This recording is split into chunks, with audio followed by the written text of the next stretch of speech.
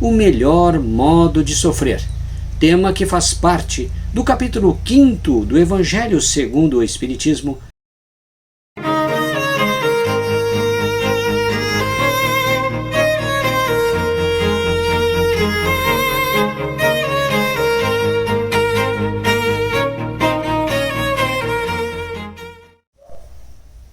Olá, meus amigos, sejam bem-vindos ao nosso canal, o canal da Associação Espírita Teresa d'Ávila.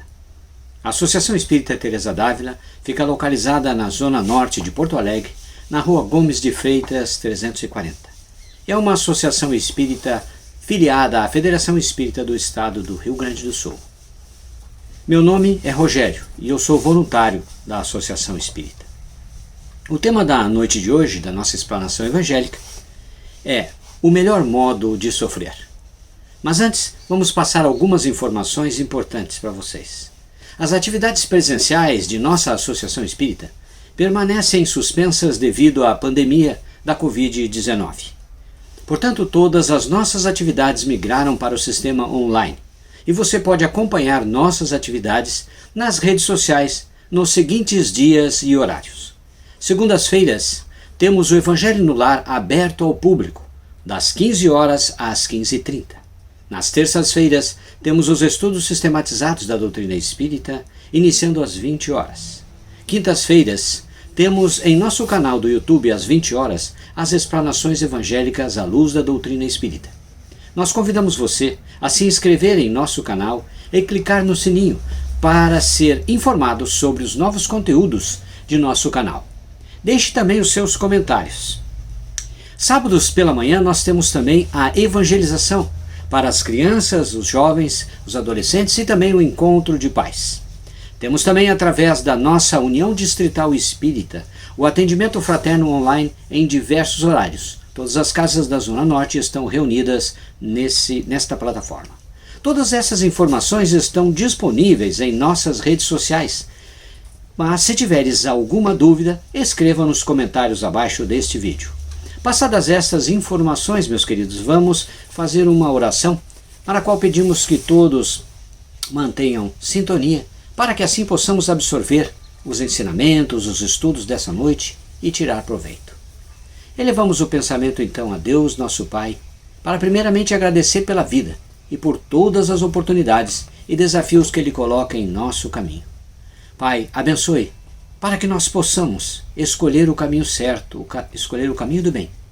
Aprender a cada dia a diferenciar entre o bem e o mal e seguir os bons ensinamentos deixados pelo Mestre Jesus. Que as bênçãos do Mestre e os amigos espirituais de nossa Associação Espírita possam nos envolver esta noite para que tiremos proveito, que assimilemos um pouquinho mais dos ensinamentos. Muito obrigado. Que assim seja. Que Jesus então abençoe mais uma vez a todos nós e que os seus ensinamentos, gravados em seu Evangelho, possam tocar a cada dia mais e mais os nossos corações, para que possamos realmente nos transformar em seres melhores. Afinal, todos queremos ser felizes. Jesus, nosso irmão querido, passou pela terra há mais de 2000 anos e até hoje podemos sentir o seu perfume em seus atos de profundo amor pela humanidade.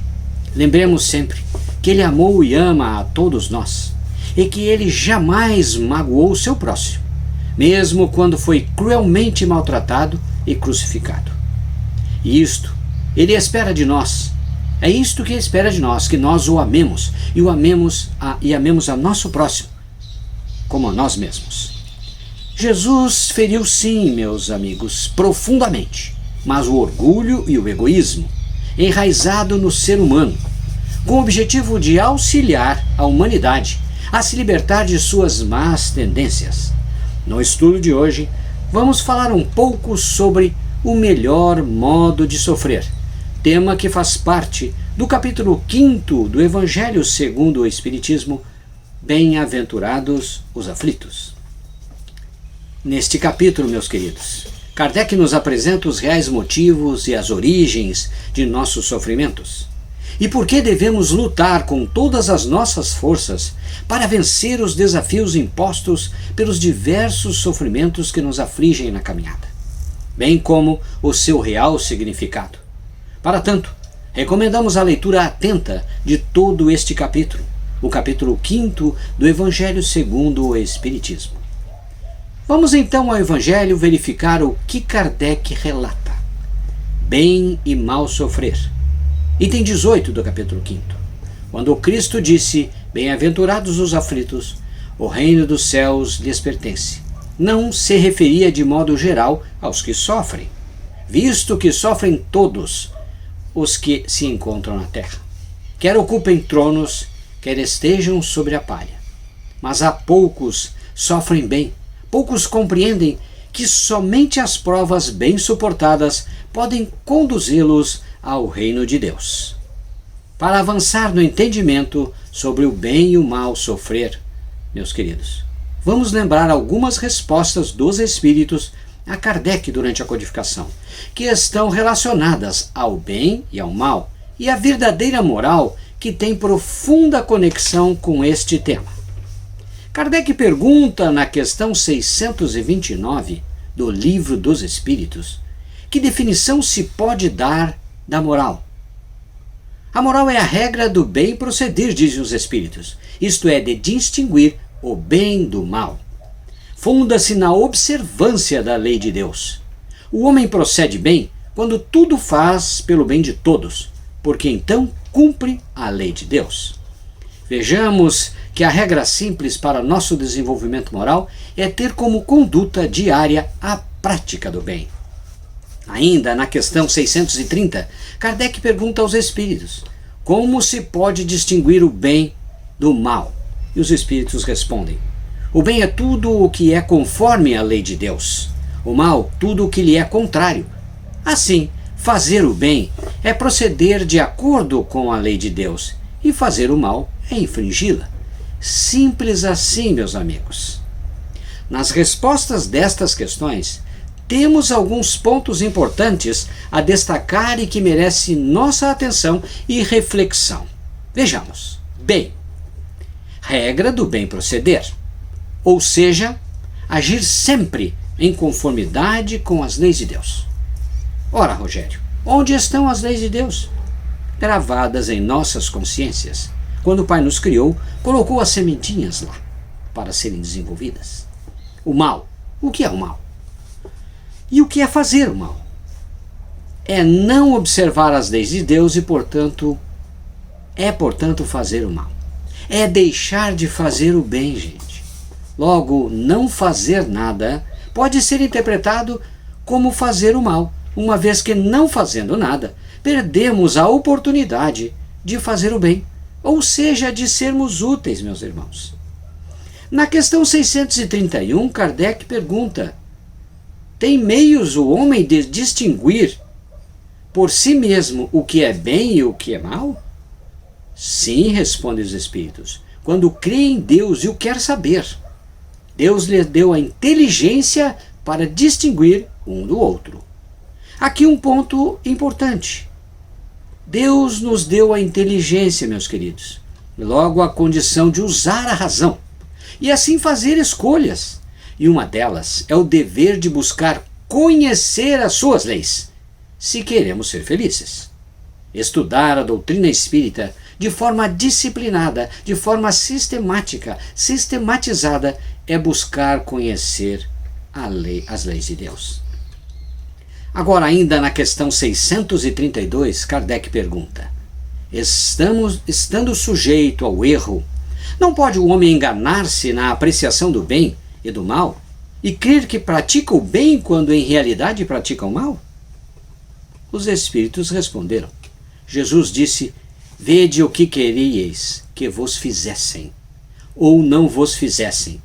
Tudo se resume nisto: não vos enganareis. Ora, nesta resposta, os Espíritos deixam bem claro a Kardec o segundo mandamento da lei de Deus: amar ao próximo como a si mesmo. Porque o primeiro é amar a Deus acima de tudo e acima de todas as coisas. Não é a troco de nada que Jesus resumiu os 10 mandamentos nestes dois, meus irmãos. Vamos voltar agora ao capítulo 5 do Evangelho segundo o Espiritismo, para explorarmos um pouquinho mais a questão do sofrimento, para então percebermos a correlação entre o sofrimento e o mal. O Evangelho nos diz que todo aquele que vive na Terra sofre? Será que realmente todos que vivem na Terra acreditam e compreendem isto? Será que todos sofrem mesmo, inclusive os ricos e os poderosos? Sim, pois todos estamos em um planeta de provas e expiações, onde o orgulho e o egoísmo, e portanto o mal, ainda impera independentemente do nível social, da situação econômica, da inteligência, da saúde, do lugar do planeta onde vivemos. O sofrimento nos alcança. Vemos inúmeros exemplos de sofrimentos nos jornais, na TV, envolvendo toda a espécie humana, sejam estes decorrentes das causas naturais, sejam acidentes, sejam em função da violência, do roubo, seja pela falência das empresas e instituições, seja pela doença, desemprego, morte de familiares e tantos outros casos. Meus irmãos, neste ponto, muitos de nós se perguntam: eu não entendo por que Deus faz todos sofrerem, ou seja, os maus, os inocentes, que parecem ser injustiçados em várias situações. Vejam o exemplo que todo mundo comenta das balas perdidas, que matam crianças indefesas, pais de família, entre outros membros da família. Deus é a inteligência suprema e a causa primeira de todas as coisas, meus irmãos.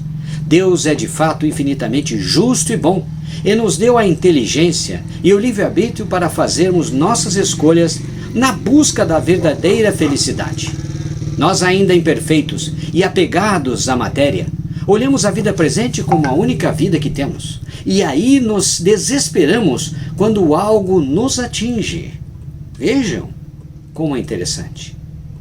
Não esquecemos, e nós esquecemos, que somos seres imortais, que já estivemos aqui na Terra muitas vezes, através das diversas encarnações, na trilha de nossa caminhada evolutiva, e que em muitas dessas nossas passagens pela Terra, dado ao nosso orgulho e ao nosso egoísmo, escrevemos nossa história com a tinta da inveja, da maldade, usando o poder, o dinheiro em benefício próprio, e ferindo, magoando, sem dó, os nossos semelhantes e o meio ambiente onde vivemos. É importante lembrarmos que toda a nossa história como seres imortais, todos os nossos atos estão gravados nos mínimos detalhes em nós, em nosso perispírito. Só que não lembramos na vida presente, em função da infinita bondade do Pai, tornando o esquecimento indispensável para a nossa convivência com os nossos irmãos de caminhada que ferimos no passado, ou seja, em vidas anteriores. Bem como o Pai propicia a cada um de nós uma oportunidade nova de fazer escolhas melhores na presente encarnação, de recomeçar, de ajustar o passado. Portanto, quando falamos em bala perdida, meus irmãos, podemos entender que a bala pode ser perdida, mas o alvo é certo. O que quero dizer com isso? Ninguém morre de forma violenta sem que para isso não haja nos planos de Deus uma oportunidade de expiação, de forma a possibilitar que resgatemos algum tipo de erro cometido, meus irmãos, em vidas anteriores, ou mesmo nesta vida. Destacando que o resgate de um erro do passado é progresso para o espírito imortal. Então a dor passa a ser compreendida como passageira e representa o caminho para a conquista da felicidade futura. Precisamos compreender isso. Vejamos, por exemplo, que no próprio caso da bala perdida, concorrem para o sofrimento não só aquele que morre, aquele que desencarna, mas também aqueles pais ou parentes que permanecem na Terra e que, de uma certa forma ou de outra, se vinculam àquele tipo de expiação dado ao programa reencarnatório e o comprometimento do passado. O programa reencarnatório é aquele programa para a nossa vida, a vida atual, aquele que aceitamos, que concordamos antes de nascer. Quando falamos de uma doença grave, que chega repentinamente e ceifa a vida de um familiar, quando um acidente provoca uma paralisia grave em alguém, de muita vitalidade, e movimenta tudo isso, está em conformidade com as leis de Deus e a justiça do Pai. E é decorrente de escolha que fizemos em algum momento de nossa caminhada ao longo de nossa vida imortal. Como o Espiritismo pode nos ajudar a melhorar, a compreender tudo isso? Nos perguntamos. A doutrina espírita pode nos ajudar e muito, através do estudo do Evangelho de Jesus, através do ESD, do estudo sistematizado oferecido pelas casas espíritas, na busca da razão das coisas, do conhecimento de nós mesmos, na meditação e da profunda reflexão sobre tudo isto. Assim iremos entender, meus irmãos, as causas dos nossos sofrimentos. Entender que se plantei espinho, não vou colher maçã, muito menos flores, e sim espinhos. Se plantei vento, não vou desfrutar de brisa suave, e sim tempestade, e assim por diante. O que fazer então diante da constatação de que sou responsável por todos os meus atos e que tudo que me acontece tem uma razão de ser em função de algo que fiz em desconformidade com as leis de Deus, seja nesta ou seja em outras vidas? Em hipótese alguma, meus irmãos, desanimar diante da dor, por maior que ela possa ser ou parecer, pois o desânimo é uma falta perante Deus. Nos dizem os Espíritos através do Evangelho. Por quê? Porque Deus jamais dá fardos mais pesados que a nossa capacidade. Ele oferece sim todos os recursos necessários para vencermos os desafios, mesmo quando nem imaginamos que isso possa acontecer. Tem uma pequena história de um alpinista que sobe uma montanha gelada, sozinho. E no meio de sua escalada, no meio de sua caminhada, o tempo muda e ele atrasa o seu processo de subida e fica no meio do caminho, na escuridão, no frio, no vento. E em determinado momento sua corda solta e ele desce, e desce mais um pouco, e se assusta e não sabe onde está. Aí ele, muito materialista, mas nessa hora, lembra de Deus e pede: me ajude, Pai. Se tu existe, me ajude nesse instante. E aí, em dado momento, um pensamento lhe aflige: solta a corda, corte a corda. E ele pensa: isso é loucura, como eu vou cortar a corda e vou cair? Passa mais uns instantes e o pensamento volta: corte a corda. E ele reluta. E passa a noite. Na manhã seguinte ele é encontrado morto, congelado, pendurado numa corda, e o chão está a 30 centímetros dos seus pés. Então veja, a falta de fé não ajudou o nosso irmão. Por que nós afirmamos que o fardo não é mais pesado que a nossa capacidade, meus irmãos? Porque na lei divina não é o sofrimento pelo sofrimento, não é o olho por olho, não é o dente por dente, não é a vingança. Deus, em sua lei de amor, nos ampara, nos protege, e Ele nos criou pelo seu amor. Os sofrimentos, as atribulações próprias da terra devem libertar o espírito de suas mazelas, é por isso que elas existem, oferecendo lições a serem aprendidas pelo raciocínio e pela sensibilidade, a fim de que ocorram mudanças íntimas no desenvolvimento das qualificações divinas que todos trazemos em nós. Temos que ter em mente que em nossa criação, como já dissemos antes, Deus colocou em nós, centelha divina que somos, todas as sementes das virtudes.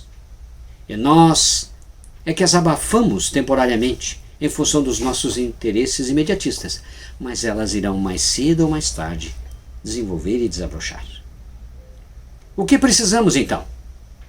Precisamos gostar da dor?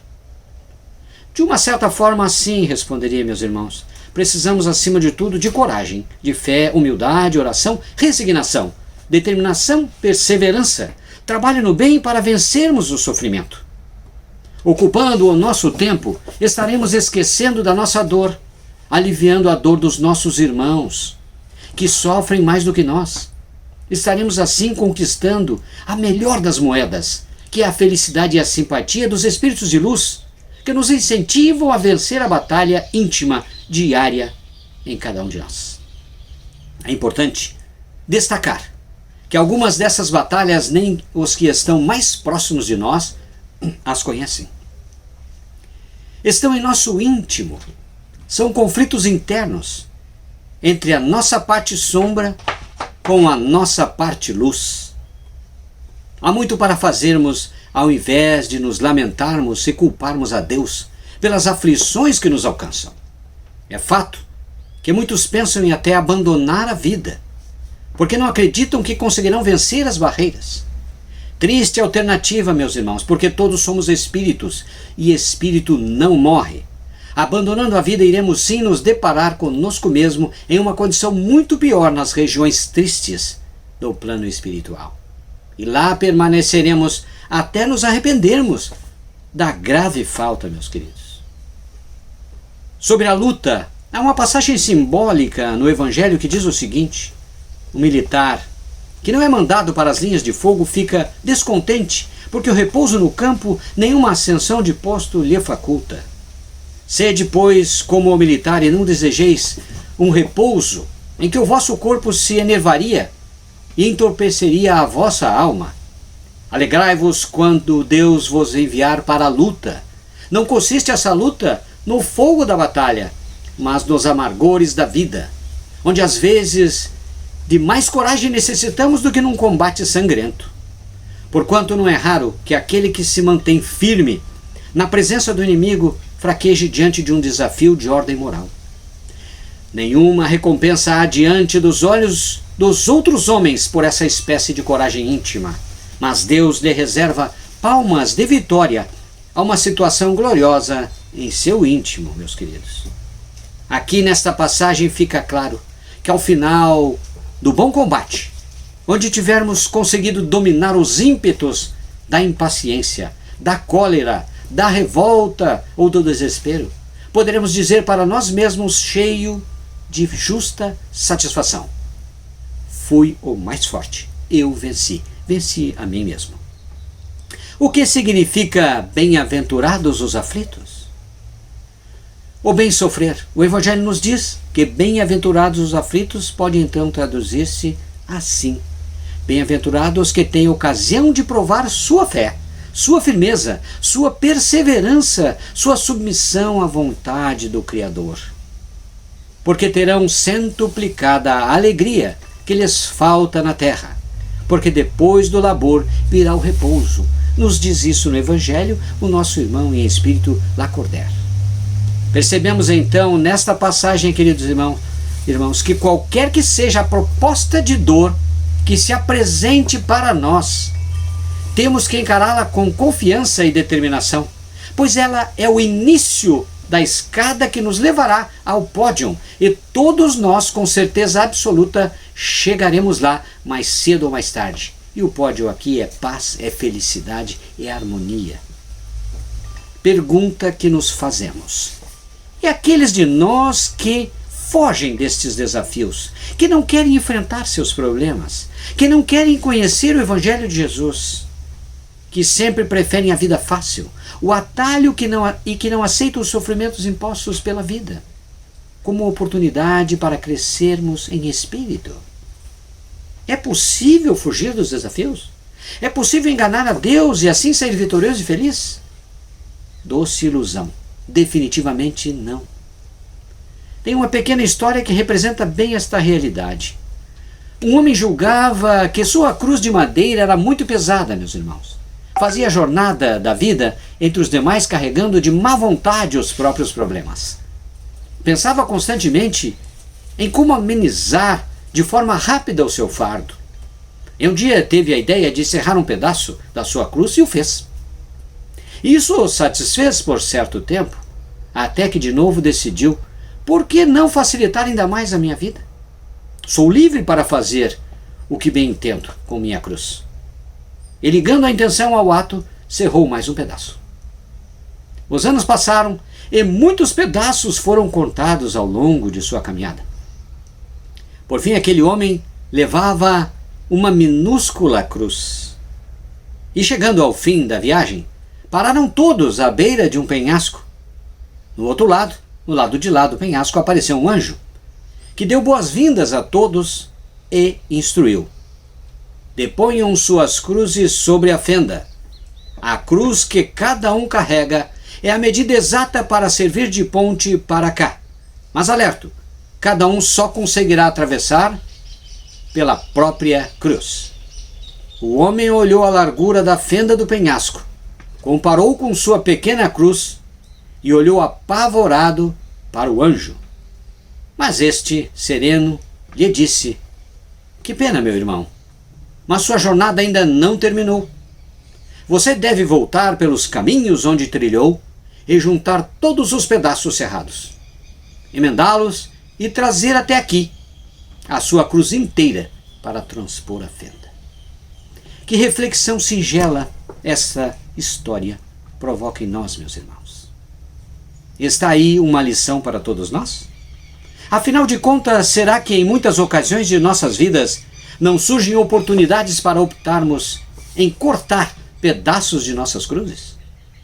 Para ganhar um dinheiro fácil, mentindo, traindo, usurpando dos poderes temporários conferidos por Deus, fugindo da responsabilidade de pai, de mãe, de filho, etc., de trabalhador, perdendo a oportunidade de ajudar o nosso próximo e assim por diante. Se pararmos para pensar, veremos que essa história não está tão distante de nosso dia a dia.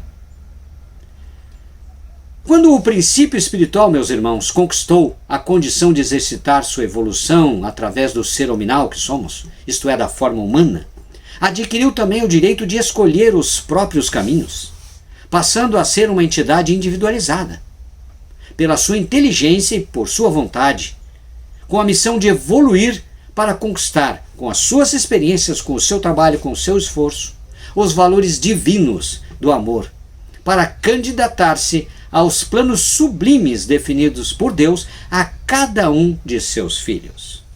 A evolução do homem tem rumo certo, meus irmãos. Mesmo que ele possa demorar-se, mas em alguns degraus de sua ascensão espiritual, o homem jamais regride. Em todas as jornadas escolhidas, voluntária ou involuntariamente, existem lições a serem aprendidas, provas a serem vencidas, flores e espinhos a serem colhidos, pedras e lama a serem ultrapassadas. O Espírito Santo Agostinho faz, no Evangelho segundo o Espiritismo, a seguinte colocação: será a terra um lugar de gozo, um paraíso de delícias? Já não ressoa aos vossos ouvidos a advertência do Cristo de que haveria prantos e ranger de dentes para todos que nascem nesse vale de dores? Sendo o nosso planeta nossa arena de lutas, nosso laboratório de experiências, portanto um mundo de expiações e de provas, todos que aqui estão sofrem, porque de diferentes formas e maneiras nos rebelamos contra as leis de Deus. No Sermão da Montanha, Jesus dá uma receita de vida para todos aqueles que buscam a evolução espiritual. Nele, o Mestre nos fala das bem-aventuranças e nos diz da utilidade do sofrimento para sermos felizes. Bem-aventurados os aflitos, porque deles é o reino de Deus. Mas poucos compreendem que somente o sofrimento sem revolta pode conduzir o homem ao reino dos céus. Apesar da experiência da dor, que é comum a todos os homens, ela se revela a cada um de modo diferente, mas a todos ela visita. A resignação diante dos infortúnios é um dos maiores antídotos contra as doenças emocionais que tanto aturdem o homem moderno. Quase ninguém hoje admite ou aceita experimentar reveses ou contrariedades, e a partir dessa posição de rebeldia perante a justiça divina, que é sábia e não se rende aos nossos caprichos, abrimos portas para inúmeros distúrbios emocionais ou influenciações espirituais perturbadoras de nosso equilíbrio. O bem sofrer, meus irmãos, significa a calma, a resignação diante da dor, que por sua vez nos faz sofrer menos, porque entendemos a razão da nossa desdita e por isso somos consolados por Deus. O mal sofrer significa a insubmissão à vontade do Pai, que nos torna impacientes e revoltados e agrava os nossos padecimentos, por não sabermos aproveitar a experiência e tirarmos as lições necessárias ao nosso adiantamento espiritual. Resignar-se perante a dor que nos visita é compreender que Deus está fazendo o melhor por nós e que, no mais das vezes, o remédio amargo é o mais eficiente para a cura das nossas mazelas, meus irmãos. Assim, provas bem suportadas são aquelas que fazem a pessoa crescer, que servem de aprendizado e que, quando termina, aquele que sofreu diz: sou outra pessoa, cresci, amadureci, percebo a vida sob outra forma. Aqui é uma frase de Carlos Drummond de Andrade que vale nesse momento. A cada dia que vivo, mais me convenço de que o desperdício da vida está no amor que não damos, nas forças que não usamos, da prudência egoística que nada arrisca e que, esquivando-se do sofrimento, perdemos também a felicidade. A dor, meus irmãos, é inevitável. O sofrimento é opcional. Ainda uma outra frase do nosso querido William Shakespeare. Aprendi que não posso exigir o amor de ninguém.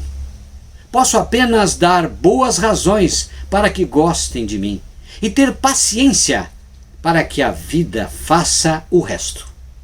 Fica para nossa reflexão a seguinte questão, meus irmãos. Quais são os meus sofrimentos e como eu estou encarando? Estou tirando os devidos aprendizados? Estou me revoltando? Confio em Deus, em suas leis de amor? Que Jesus possa amparar a cada um de nós e que nós possamos meditar mais e mais e confiar no Pai e agradecer por todas as oportunidades que Ele nos oferece. Recomendo a leitura, meus irmãos, do capítulo 5 do Evangelho segundo o Espiritismo. Bem-aventurados os aflitos, para que possamos caminhar de forma mais serena, tranquila e confiante na presente encarnação. Um forte abraço e até breve.